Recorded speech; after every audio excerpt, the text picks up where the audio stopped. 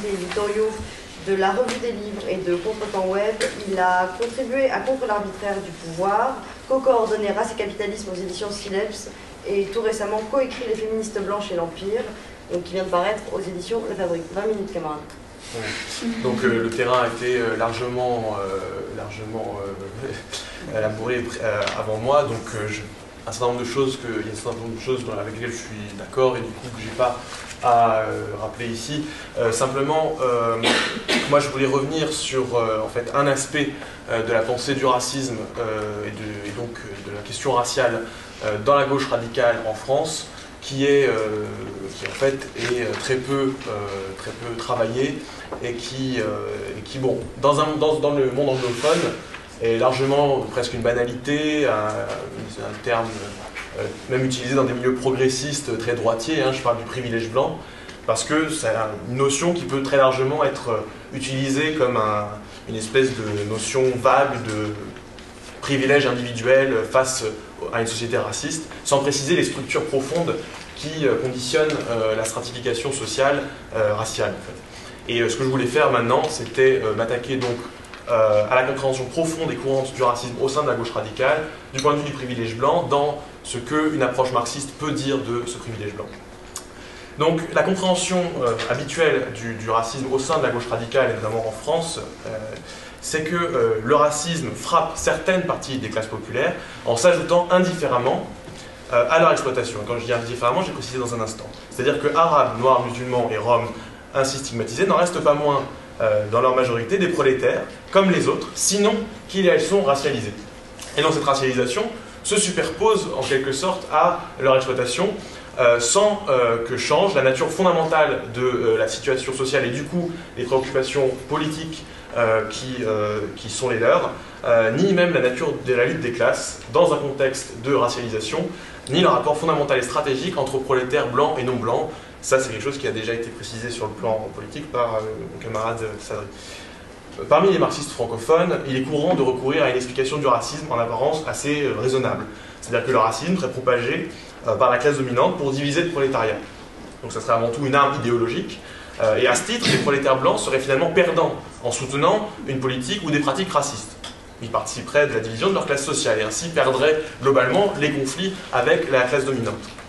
Dans cette perspective, le rôle de militants révolutionnaires ou de militants ouvriers est conscient, éclairé, et j'ai rien contre cette notion de conscience ou d'avant-garde même, mais c'est de convaincre les prolétaires blancs que leur intérêt n'est pas d'être raciste, que cet intérêt est plutôt de lutter aux côtés des prolétaires non blancs dans un même combat social. Et comme je le dirai plus tard, bien souvent sous des mots d'ordre qui en fait seraient les plus unifiants et non des mots d'ordre spécifiques liés à l'oppression raciste. Donc l'idée de ce papier est bien de proposer une autre lecture qui défend la pertinence de la notion d'un privilège blanc, en montrant que ce privilège est le produit à la fois de l'histoire longue des sociétés de l'Euro-Amérique, je ne ferai pas le détail et l'historique de l'histoire longue du racisme dans les sociétés d'Europe et aux États-Unis, et par ailleurs qu'il est fonctionnel et reproduit par le fonctionnement et les institutions du capital dans son ensemble. Qu'est-ce que l'on entend le plus souvent, y compris dans certains secteurs progressistes anglophones, par privilège blanc? Alors il s'agit de constater ce fait élémentaire, qu'être perçu comme non blanc, c'est-à-dire issu du monde non occidental, anciennement colonisé ou descendant d'esclaves, implique un traitement d'exception systématique en Occident. Discrimination à l'embauche, à l'avancement, au logement, face à la police, la justice, dans les administrations, dans l'accès aux loisirs et encore au creux de la mémoire reconnue par les institutions. Être blanc, à l'inverse, c'est ne pas subir ces traitements d'exception et n'avoir même pas besoin de se poser la question de ces privilèges pour bénéficier de cette exemption. En fait. Être blanc, c'est donc bénéficier à l'opposé des meilleurs postes, toutes choses égales par ailleurs, au sein du marché du travail, d'être relativement moins victime du chômage structurel, de ne pas être soumis à un harcèlement policier permanent, etc. J'aimerais, comme j'ai dit tout à l'heure, me concentrer sur la question du rapport entre cette notion du privilège blanc qui, là, à ce stade, à ce niveau d'abstraction est assez vague, à la question de l'accumulation du capital. Comme je l'ai dit, et comme Sadri l'a établi fermement dans son papier, c'est loin d'être le seul lieu à partir duquel on doit penser l'émancipation du racisme. La question économique telle que je vais l'aborder moi, c'est pas le seul angle d'attaque, et c'est pas forcément le plus important dans des conjonctures données. Mais le capital, il se trouve que le capital organise de façon systématique les sociétés pour que les formes sociales, et là quand je dis formes sociales je parle très largement de la famille, les institutions, l'État, la division du travail, la propriété de la terre, les colonies, donc pour que les formes sociales coïncident avec son accumulation ininterrompue. La race s'inscrit dans cette organisation sociale. Le capital comme totalité reproduit les hiérarchisations raciales et on verra que la race fonctionne comme une forme de codage en réalité de ce façonnement par le capital des formes sociales que j'ai évoquées. Donc ces hiérarchies raciales sont inhérentes au fonctionnement même du capital et sont aussi le produit de son histoire longue depuis au moins le XVIe siècle. De même, la force de travail est façonnée par ces processus, jusque dans sa subjectivité, ses affects, jusque dans la reconnaissance symbolique. C'est-à-dire pas seulement sur le niveau de salaire, parce que je vais me concentrer là-dessus, donc je précise d'avance qu'il ne s'agit pas que de ça. Les choses sont évidemment complexes, et cette adaptation de la race et du racisme au fonctionnement du capital n'est pas automatique. Les classes dominantes ont des désaccords, et l'accumulation du capital peut s'accommoder de stratégies contradictoires, évidemment. Par exemple, l'esclavage dans les plantations des colonies nord-américaines correspondait bien, on peut le dire, à une nécessité d'accumulation en Europe au XVIIe et XVIIIe siècle. Ça, des historiens l'ont établi, même si c'est quelque chose de très controversé. Et c'est ce que je vais dire là, par bien des aspects, le capital européen n'aurait pas pu accumuler de richesses suffisantes pour lancer la révolution industrielle. Donc c'est des enjeux très controversés, mais je défends cette thèse de façon un peu sans trop le démontrer. Cependant, non mais c'est... Si on prend 45 minutes de plus. Voilà. Mais... Cependant, au sein des États-Unis au milieu du XIXe siècle, il y a eu un conflit entre d'une part l'extension géographique de l'économie esclavagiste de plantation et d'autre part l'introduction du capital industriel plus intensif avec des techniques plus productives. En réalité, l'esclavage en plantation n'a pas disparu parce qu'il aurait été en conflit intrinsèque avec le capitalisme. C'est quelque chose qu'on entend souvent, que l'esclavage, c'est pas un mode d'exploitation rentable et que finalement ça rentrait en contradiction de façon intrinsèque avec le capital. Et ce qui est faux en réalité. C'est le résultat d'un conflit entre des fractions des classes dominantes aux États-Unis. C'est-à-dire que l'esclavage en plantation n'a pas disparu. Parce que automatiquement son fonctionnement même aurait été contradictoire avec le capitalisme, donc, comme je disais, mais parce que son extension a conduit à un conflit entre les planteurs et le capital industriel, et que des luttes, celles des abolitionnistes et des noirs esclaves et affranchis, a tiré profit de ces conflits au sein des classes dominantes pour pousser une fraction d'entre elles à abolir l'esclavage. Donc tout ça pour dire que vraiment, finalement, les systèmes coloniaux, d'esclavage de plantation et racistes sont largement le produit à la fois de dynamiques d'accumulation du capital, mais aussi de conflits entre les fractions du capital et aussi de luttes à la fois sociales et raciales. Ainsi, il y a bien des options variées pour le capital, des formes sociales, des institutions, façonnées par l'histoire complexe des sociétés, des États-nations, des empires, des conquêtes militaires. Il n'y a pas moins, donc s'il y a bien des options variées à chaque moment historique, il n'y en a pas moins une sélection ou un remodelage de ces formes sociales pour coïncider avec l'accumulation du capital. Et ça, on pourrait le lire dans l'histoire des États-Unis, avec ce qui se passe au moment précisément de l'abolition de l'esclavage, où comment en fait des structures profondes héritées de l'esclavage de plantation perpétuent en réalité des formes d'exploitation à travers les métayers, etc. Et comment un système institutionnel remet en place, à travers le système ségrégationniste, la domination blanche de façon structurelle. Ce que j'aimerais souligner, c'est que penser le capital comme totalité, comme le processus qui reproduit les conditions de sa propre accumulation, à travers l'État, la division du travail et les différentes formes sociales que j'évoquais tout à l'heure, penser le capital comme totalité, c'est penser que le capital comme reconstituant la force de travail et le reconstituant, je dirais, à sa propre image. C'est ce point qui est crucial pour comprendre l'importance du privilège blanc dans le cadre d'une théorie qui se fonde sur la question de l'accumulation du capital. Le privilège blanc n'est pas un simple avantage individuel dans le cadre de sociétés majoritairement blanches, mais bel et bien un élément fonctionnel du capital, considéré du point de vue de sa totalité et de son fonctionnement endogène. Pour résumer ma position, le privilège est reproduit à travers des luttes sur le terrain racial, qui ont été évoquées ici, dans les précédents papiers. Donc en Europe, entre forces de l'immigration, issues de l'immigration et alliés éventuels parmi les mouvements sociaux blancs, d'une part, et classe dominante blanche et alliés éventuels de ces mêmes forces populaires blanches.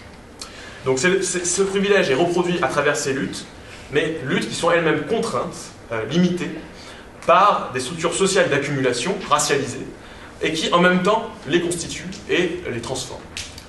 Pour mieux comprendre ces contraintes et ces structures d'accumulation, il faut revenir sur le lien entre race et capitalisme. Il y a des débats très sophistiqués entre économistes pour comprendre cette fonctionnalité du racisme au capital, et j'aimerais évoquer, s'il vous plaît, quelques-uns des éléments de ce débat complexe. Et ça a des conséquences politiques importantes, et j'aimerais le souligner. Les économistes développent des modèles assez abstraits pour rendre compte des effets du racisme sur, des effets potentiels du racisme sur une classe ouvrière. On peut mentionner un premier modèle, qui en fait est le modèle implicite de la majorité de la gauche radicale aujourd'hui, qui est le modèle de Michael Reich, celui du divide and rule, c'est-à-dire diviser pour régner, littéralement, qui consiste à modéliser le racisme comme un moyen d'affaiblir le pouvoir de négociation, bargaining power, donc des travailleurs sur le lieu de travail. Dans une situation donc, où les ouvriers blancs sont racistes, on établit des corrélations donc, entre la proportion de travailleurs non blancs sur le lieu de travail, l'écart salarial entre blancs et non blancs, et le niveau de salaire général de ces travailleurs, ainsi que leur pouvoir de négociation. Et donc, ce que conclut ce modèle, c'est que le racisme affaiblit le pouvoir de négociation, c'est-à-dire que quand il y a une proportion significative de travailleurs non blancs, le pouvoir de négociation est moindre, donc les écarts de salaire sont importants entre blancs et non blancs, mais, et c'est là que la notion de diviser pour régner est importante à saisir, la faiblesse du pouvoir de négociation est aussi un facteur de baisse générale du niveau de salaire. Dans cette perspective, si les travailleurs blancs sont avantagés par rapport aux non-blancs sur le lieu de travail du point de vue du salaire, ils sont en même temps désavantagés parce que le niveau de salaire global est plus faible que s'ils agissaient en commun avec leurs collègues non-blancs et si les écarts évidemment salariales entre les deux étaient moins importants. Donc, cette perspective semble accréditer la thèse que le racisme divise la classe ouvrière et que, par conséquent, la priorité politique est avant tout d'inclure les non-blancs dans les syndicats et les organisations du mouvement social et du mouvement ouvrier. Le problème, c'est que ce prisme, s'il a une certaine validité, notamment locale, et que ses conséquences politiques peuvent être importantes dans certaines conjonctures, ce prisme ne prend pas en compte les effets plus globaux et structurels de l'accumulation du capital. La théoricienne noire Rhonda Williams et ceux qui l'ont suivi, comme William Darity ou Patrick Mason, ont présenté une théorie plus complexe de la stratification du monde du travail. D'après ces auteurs, la compétition capitaliste implique un développement inégal des branches de production. En fait, c'est un modèle qui se base sur une théorie de la compétition où, en fait, dans chaque branche, mais aussi c'est un phénomène qui peut se développer entre branches, la compétition implique que les capitalistes réduisent les coûts, donc adoptent des technologies réductrices de coûts qui augmentent la productivité. Sauf que ces technologies ne peuvent être adoptées que par une faible partie des capitalistes, parce qu'il faut beaucoup de fonds pour investir. Et donc, en fait, on va voir un développement inégal au sein des mêmes branches de production, entre des capitaux qu'on appelle capitaux régulateurs. C'est une théorie qui est développée par Botwinick, de façon plus significative. Mais des capitaux régulateurs, qui sont donc ceux qui engagent les technologies les plus réductrices de coûts et de productivité et qui produisent à une plus large échelle, et d'autre part des capitaux non régulateurs, donc, qui sont à des échelles plus petites et qui ont des coûts plus élevés.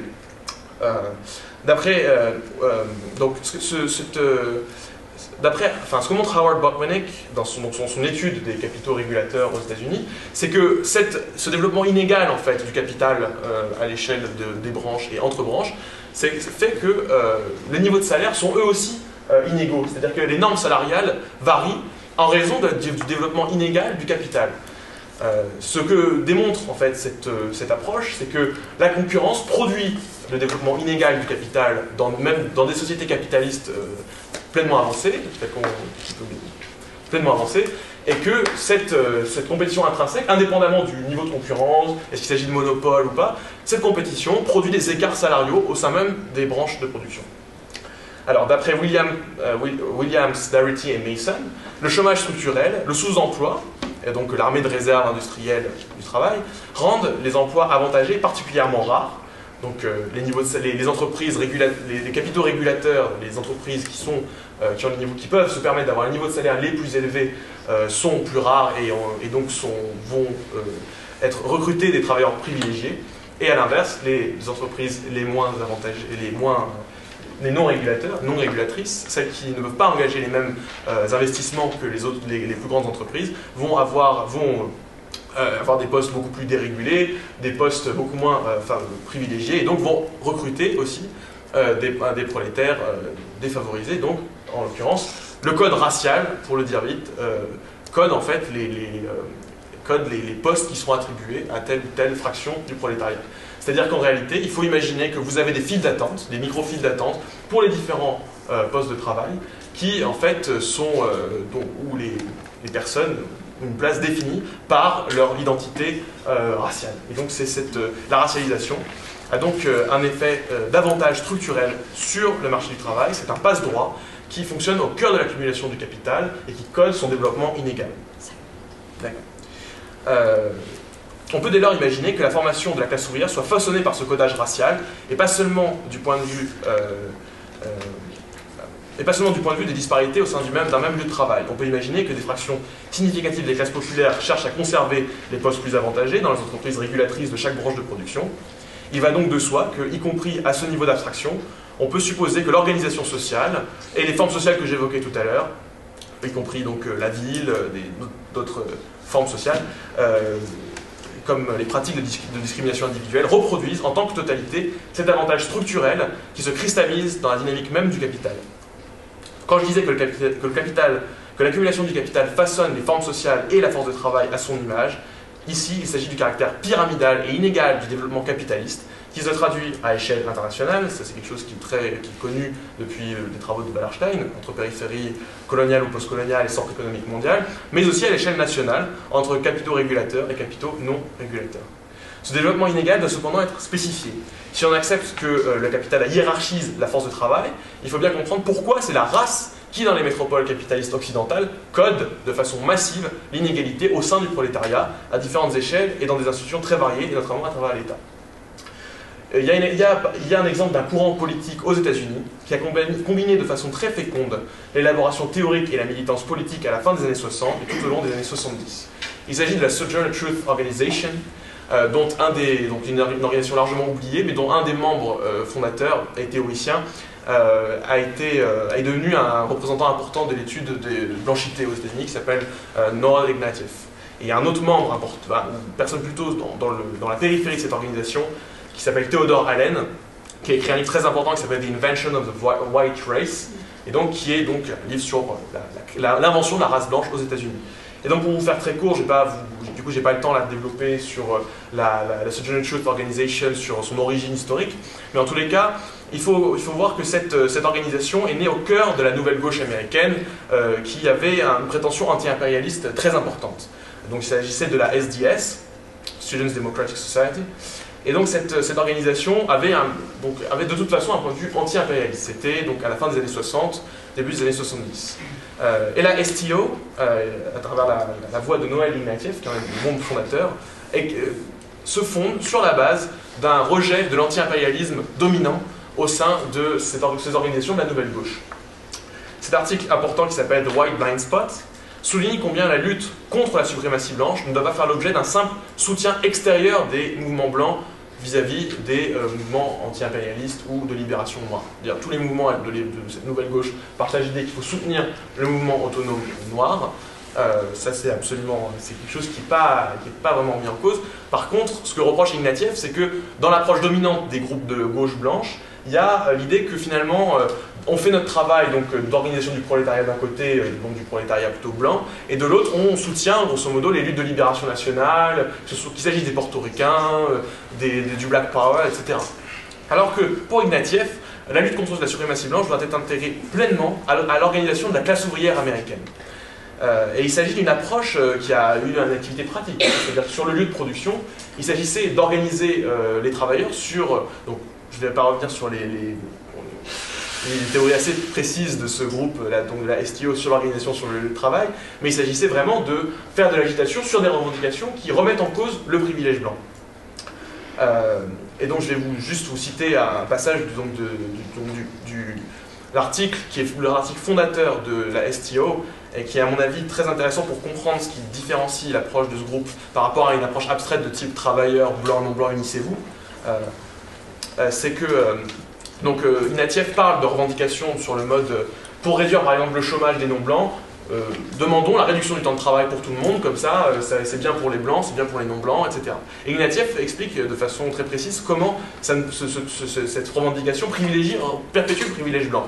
Il dit, on peut facilement calculer en fait les résultats de cette politique. Dans une usine qui a 6 outilleurs, 60 opérateurs de machines et 60 personnes qui sont à l'assemblage et 6 personnes qui travaillent au conditionnement, 3 balayeurs, chacun travaillant 40 heures par semaine. Si la semaine de travail était réduite à 30 heures, les changements suivants seraient plus ou moins attendus, donc de sa propre perspective. À la place des 6 outilleurs, tous blancs, 8 seraient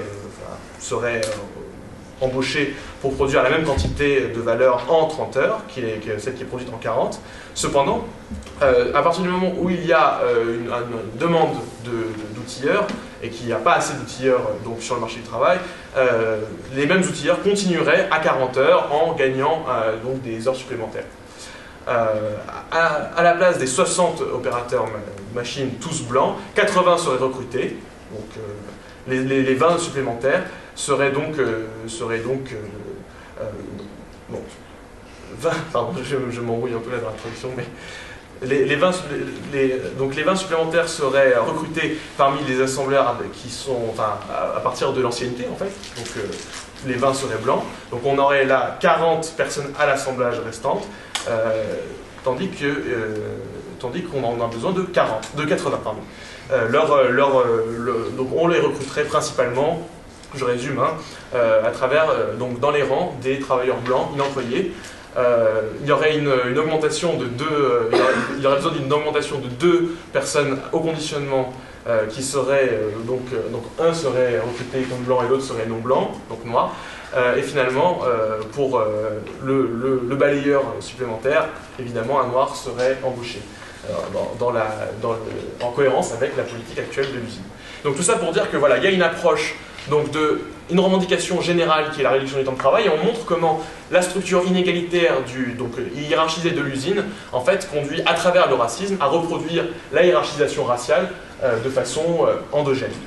Donc je vais conclure en disant simplement que aujourd'hui, il est crucial que les gauches radicales s'inspirent de l'approche de la STO sur au moins cette idée qu'on ne peut pas se contenter de revendications absolument générales pour unir tout le monde, en réalité. Si l'émancipation des travailleurs sera l'œuvre des travailleurs eux-mêmes, il faut développer des moyens stratégiques pour lutter contre les privilèges blancs qui structurent l'accumulation du capital du lieu de production à l'organisation sociale des métropoles occidentales. Cette approche souffre évidemment de l'absence, en France, ça souffrirait de l'absence de statistiques sur une base raciale. Je le rappelle, l'absence de statistiques, ce qu'on appelle statistiques ethniques. Mais il faut que l'analyse de nouvelles formes de précariat, que l'analyse du sous-emploi, des nouvelles manifestations de la classe ouvrière en Occident soit couplée avec les préoccupations et l'oppression spécifique des non-blancs, montrer comment en fait ces nouvelles formes de précarité, ces nouvelles formes d'organisation du travail sont structurées par la racialisation. Cela signifie que les gauches radicales, pour les gauches radicales, que la lutte contre les privilèges blancs offre de nombreuses sphères stratégiques, notamment sur le terrain de l'État, mais aussi sur le lieu de production, dans le marché du travail, sur lesquels il est possible de frapper pour libérer en fait, l'ensemble des travailleurs.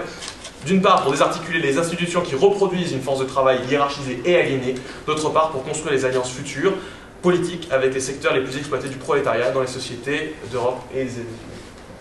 Merci.